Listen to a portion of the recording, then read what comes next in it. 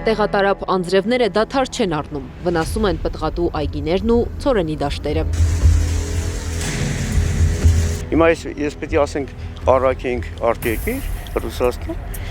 ոչ մեկը չի տանի։ Հայաստանում գործածվող բութանով հակակարկտային կայաններն արդյունավետ են միայն մինչև 4 կիլոմետր շարավիղում, իսկ կարկտաբեր սև ամպերը հաճախ շատ ավելի բարձր են, հասնում են մինչև 8-ից 10 կիլոմետրի։ Գյուղատնտես Հրաչ Բերբերյանի խոսքով այս պայմաններում մեր գործածած կայանները չեն կարող իրականում կանխել կարկուտը, որովհետև դրանց ազդեցությունը չի հասնում մինչև ամպերի հիմնական հատվածը։ Միգուցե մարդիկ փորձում են այդ կոլեկտիվները, որ աշխատավարձեր են ստանում, բուտաներ են ստանում, հեղուկ գազնա բուտանազն մանակ։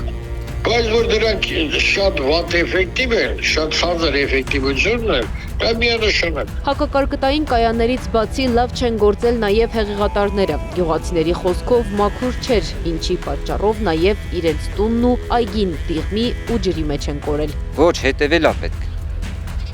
Ինչ ձև կատարվավ աշխատանքները, սելավատարներ մաքուր չի։ Այս տարի Հայաստանում բերքառատ տարի էին կանխատեսում գյուղատնտեսներն ու գործարարները։ Գյուղատնտեսության նախկին նախարար Աշոտ Հարությունյանի խոսքով 40%-ով տեղատարապ անձրևներն ու հեղեղները կրճատել են Հայաստանի բերքը։ Համապետական աղետի մասին է խոսքը։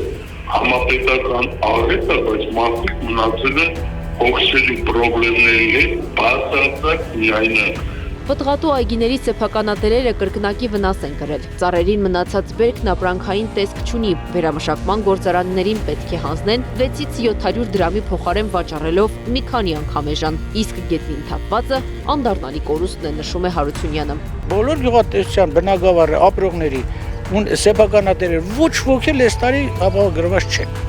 որտեղ ապահովագրական ընկերությունները հրաժարվել են։ Առաջացած խնդիրները համակարգային մոտեցում են պահանջում, ինչը իսպառ բացակայում են, նշում են Բերբերյանն ու Հարությունյանը։ Առաջին կարկուտից հետո կառավարության 3 նիստ է եղել։ Ոչ մի նիստում տուժած բերքի եւ գյուղացու մասին ոչ մի խոսք չի եղել, նկատում է նախկին գյուղնախարարը։ Խնդիրն այստեղ ոչ միայն գյուղատնտեսության նախարարության բացակայությունն է, այլ ոլորտը կառավարելը, այսօր արդեն էկոնոմիկայի նախարարությունում։ Ստանդարտ իրավիճակն ինչ են, որ այս աղետի